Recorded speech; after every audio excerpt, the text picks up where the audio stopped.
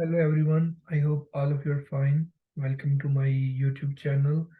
And if you are new in this channel, I just want to let you know that I have uploaded some videos about searching scholarships on different social media platforms and how to select the best opportunity for you in terms of scholarship and the country and the funding which is provided in that scholarship. So you can see those videos in other playlist of my YouTube channel. In this video, I would like to talk about how I took admission in Dalhousie University and how you can take admission in Dalhousie University. So first of all, I would like to show you about my admission program. 1 year before, I saw a post on LinkedIn. There was mentioned hiring a master student, and the first line was sustainable livestock lab. So, as my background is from veterinary medicine and livestock, therefore this post attracted me. And when I saw MSc candidate, as I did my bachelor's in doctor of veterinary medicine, and I was looking for master's position. That's why. Secondly, when I cleared my IELTS, that time many of the famous scholarships deadlines were passed. Therefore, graduate research assistantship and graduate teaching assistantship like positions were only choice for me. And then when I saw this opportunity, this looks me so attractive. There was something in that which attracted me. That was the lab focus was on nutrition. That was my I interested in nutrition and genetics, genomics, metabolomics, and machine learning. These all are advanced techniques which are innovative and you will be used in next 20 or 30 years or maybe more. And then when I saw Dalhousie University and there was collaboration between Old College, two institutes, then University of Calgary, three. So there are more collaborators. That's why I liked this opportunity. Then I checked the profile of my supervisor to just confirm, and then I opened the admission requirements. When I opened admission requirements, then I went through different details, and I just reached minimum language proficiency scores for international students and program specific requirements. English language proficiency, which is required at Dalhousie University. Before talking about about that, it is important to know the institute in which you are coming to study is designated learning institute, should be designated learning institution. It means such institutions have an legal agreement with the government of Canada that their graduate students can get work permit and can work in Canada for completion of their masters or PhD, and they can then work for 3 years on work permit. So then comes English language requirements. Potentially there is an opportunity for different kind of tests like TOEFL, IELTS, and PTE, and many people are going to give this exam nowadays. But I gave IELTS and I had 7 scores. That's why I was accepted in university. So here, just now I want to talk about MSc in agriculture. This is a field in which these research areas are present. So in this university and even other universities, programs are selected on the base of research areas. Like my research areas is genetics and breeding. So if your research area includes nutrition, then you can apply for nutrition. Every field has specific professors, faculty members you can find in university on university websites. So if you are veterinary and animal sciences graduate, you can come in nutrition, animal behavior, genetics and breeding, animal product technology, physiology, animal management, aquaculture, like that. If you are from plant science, these are available, and if you are from agriculture engineering background, these are available, and if you are from bioresources and environmental sciences, so this way. But the degree title will be MSc in agriculture. What you have studied, what you have done, it will be something else, but on your degree it will be mentioned MSc in agriculture inside different things. Overall, what I have information at this time, many people said that in North America, it is not seen what is written on your degree. It is mostly people what new, like the person who is going to hire you, the new employer will see what you have published, what are your publications, those will be your skills, those will be your research area. So he will accept you in PhD depending on that skills. Okay. Then there is PhD opportunity for everyone, and again similar fields, not big difference. Okay, so before showing what I submitted, I will show you general requirements for admission. So here it is just you have to choose which program you are going to apply. Okay, then here are some details which you can study about different criterias and program specific requirement and general requirements. You need statement of research interest. It will be provided. It will be so first of all, you need a supervisor. When you will find a supervisor, he will accept you. He will tell you about in which kind of project you are going to work. So you have to build a statement of research interest, which should be revolve around that project. Supervisor will not give you this, you have to write by yourself, but that should be around that project in which supervisor is going to accept you. Whether you are coming for MSc or PhD, you need abstract of honors thesis. Here, veterinary medicine graduate from Pakistan lack thesis in their bachelor's doctor veterinary medicine. So what I did, I submitted my internship report, which looks like a thesis, but it is not a thesis. It is 50, 60, 70 words long document which we submitted to our university for completion of our degree instead of a thesis. So some people have done the research project at undergraduate level, and similarly for PhD, you must have a MSc thesis. But I also had some publications at that time. I submitted their abstract too, first for making my application strong. So here you will submit your curriculum vitae, and then you will provide graduate funding sources and support. You can calculate tuition fee. For masters, it is around $20,000 for first year, and for second year it is around 15,000. I'm not sure about second year. So you have to for PhD it is less. You can just calculate from here. Like if we go there, international student, next, like graduate, next, select program. We are in agriculture, postdoctorate. For master, it is around 20,000 for 1 year. And I'm playing string. Mostly we live off campus, so off campus is minimum. I do not want a meal plan of university, it is costly.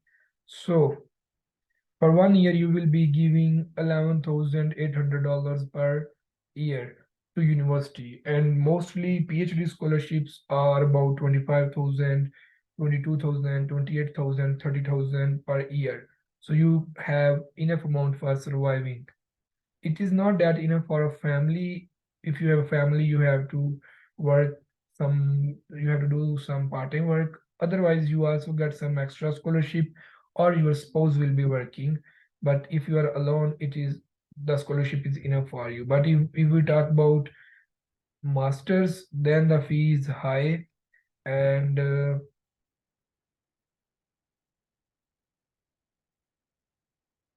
my videos are mostly lengthy, but I cover all those aspects which are necessary to understand for a potential applicant, because otherwise if you try to get this information, it will take a lot of time for you.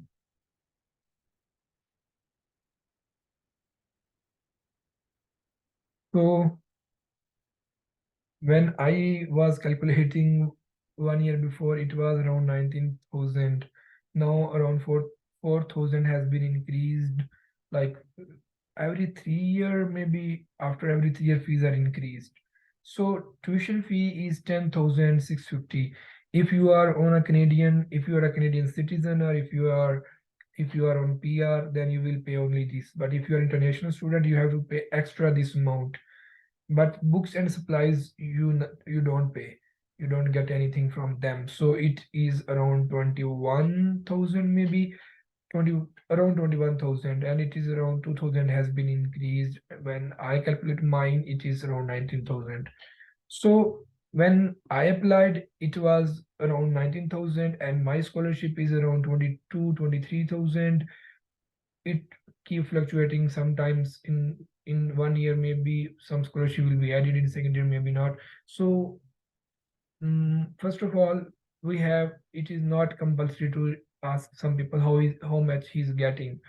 Every time there is a range. So I mentioned my range around 23,000 or 23,500. This is average. Suppose maximum at masters you can go till 30,000 maximum, which is, like in my case, my scholarship was 30,000, in which research expenses are taken out for, and then left around 23,500. Suppose this is the case. Maybe your research is different and you have not that much expenses, or like that. Things are different, not same for everyone. That is my purpose to explain this aspect. So overall, average is 28,000, 26,000, 24,000. This is the average. So if you are paying 20,000 fees, then you are get 21,000, then the remaining is just 200, 300, 400 per month. This is average. But if sometimes some programs have good funding, then you will be getting 800, 700, 900 per month. This also exists. No one will here explain you how much is getting, so we are just guessing.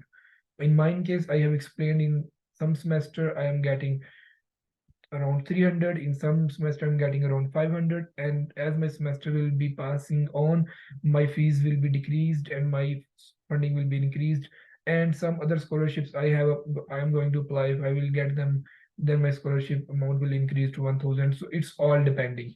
But you should keep in your mind, if you are applying, that you should have monthly budget of 7 to 900 or 1,000 by your own, so that if scholarship is less or more, you shouldn't be worried, you will be saving that money. So this is the point here. So for masters, scholarships are less, but for PhD scholarships, okay. So let's go back. You, as I was explaining, one scholarship is research grant, which is from your, mainly from your supervisor, which is main scholarship. Then you get some other scholarships from university, from agencies, which is other. And here is total scholarship and total semester details.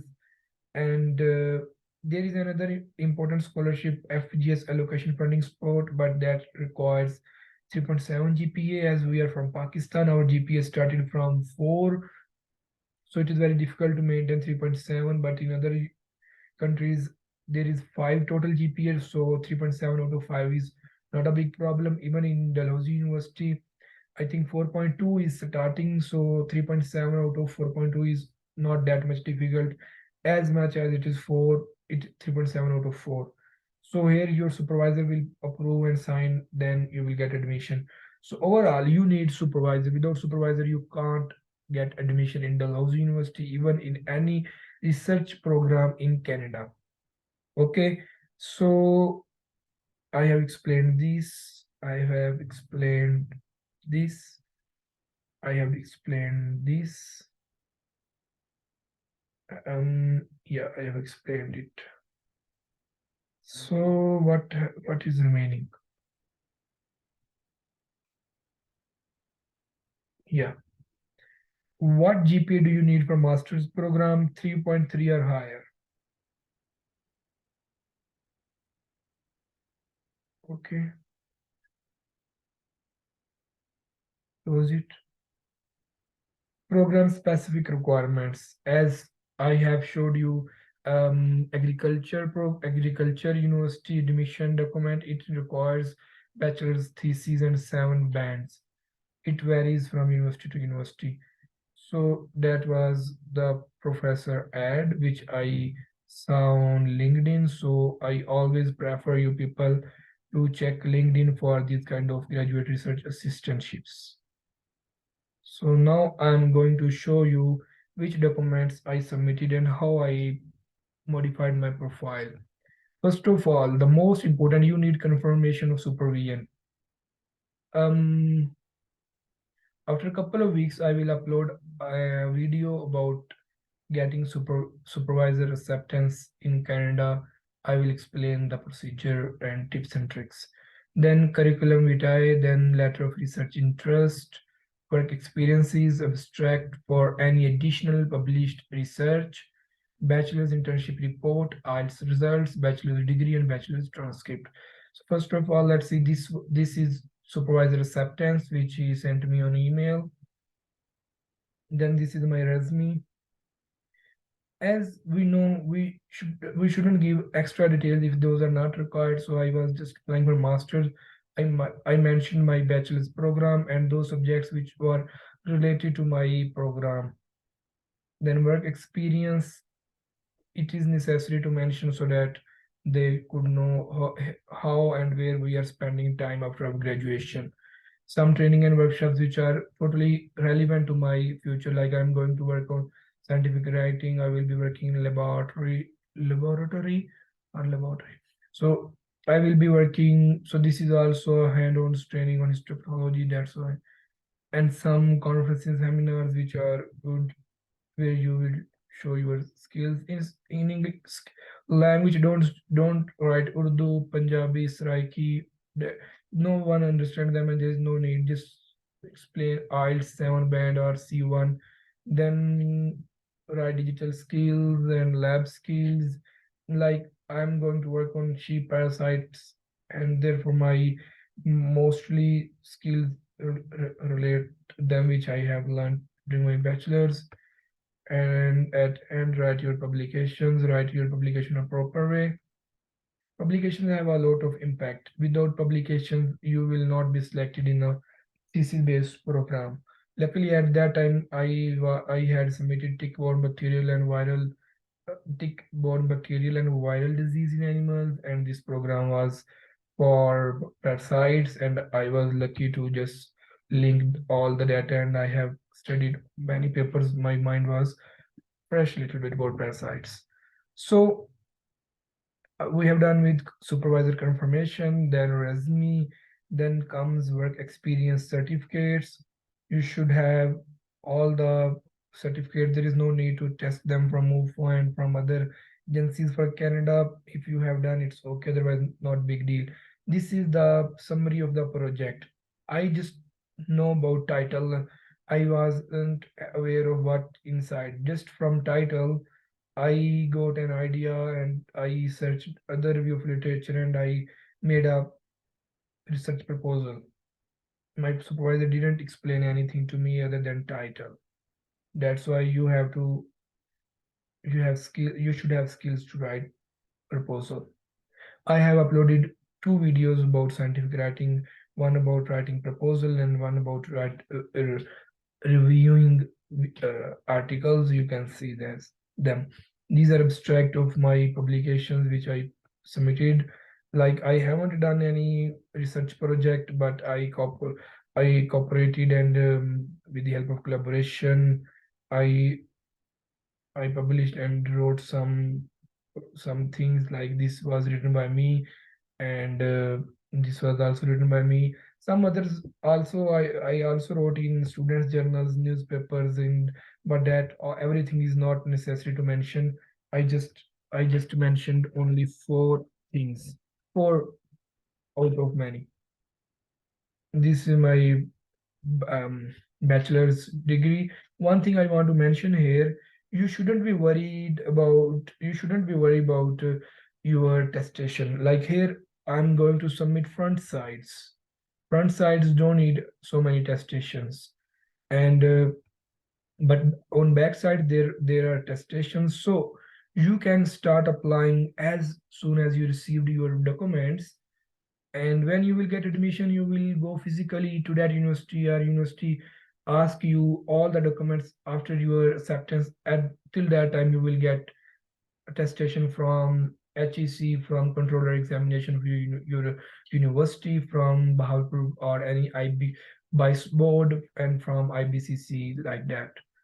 And as I have mentioned, I submitted my internship report. So one thing I want to mention here: if you are writing an internship report, write it properly. Write it with full effort, so that in future it may be at used at some place. So you should write it in a proper way. It is an expression of your skills. And at ends IELTS, I got 7 bands.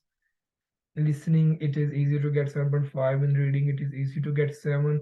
In writing, it is a little bit difficult, because first of all we do listening, then we do reading, and then we do writing. And at writing time we get stressed sometimes, and sometimes our writing style, sometimes our writing is overall not that much good. So whenever you prepare IELTS, do a lot to focus on listening and reading. These are good, easy to get. And then speaking, you have to work on speaking. Without good speaking, it is difficult to get 6 bands. Overall, six is okay, but Dalhousie University sent me an email where they mentioned that your writing bands are less. You should do some online courses to improve them. Those are not mandatory, but those are suggestions which my admission committee gave me. So my application went to three professors. They gave me this suggestion. So here I concluded all the things. So here if I want to conclude, I will say that you just try to find first of all supervisor. Then for supervisor, you should have some publications. You should have proper documentation. Then hope so you will get then hope so you will get easily an opportunity. And finally, you should have budget of around, if I mention Canadian dollars, you need a minimum around 15,000 Canadian dollars should be in your hand if you are thinking about Canada. And in Pakistani rupees nowadays, this is around 30 to 35 lakh you should have in your bank account. In from which around 23 lakh you should be submitting in Canada as a beloved account for SDS visa, but you shouldn't be submit any fee because you are on a funding. And when you will come in Canada, you will get monthly your scholarship, your funding from the bank. So, and other 10 to 12 lakh which you will have on your backup, you will be purchasing ticket, you will be doing shopping, that's it. So, and for visa, I will upload and other videos in future. You can see a lot about them. So these are all the information which I have to provided you about my journey, my admission procedure, and your master's or PhD program for which you are planning to take admission Dalhousie. So here I want to explain last 2 things. First of all, go to Dalhousie University website, and then go to department, then check which professors are there, and then try to check the labs websites of those professors. Every lab has, every professor has its own website. Not every, but most of them has their own websites. You can go and check whether they are hiring or not. Secondly, you should check their LinkedIn profile if they have. From there you can get information. I hope I will see you in another video. Take care. Allah Hafiz.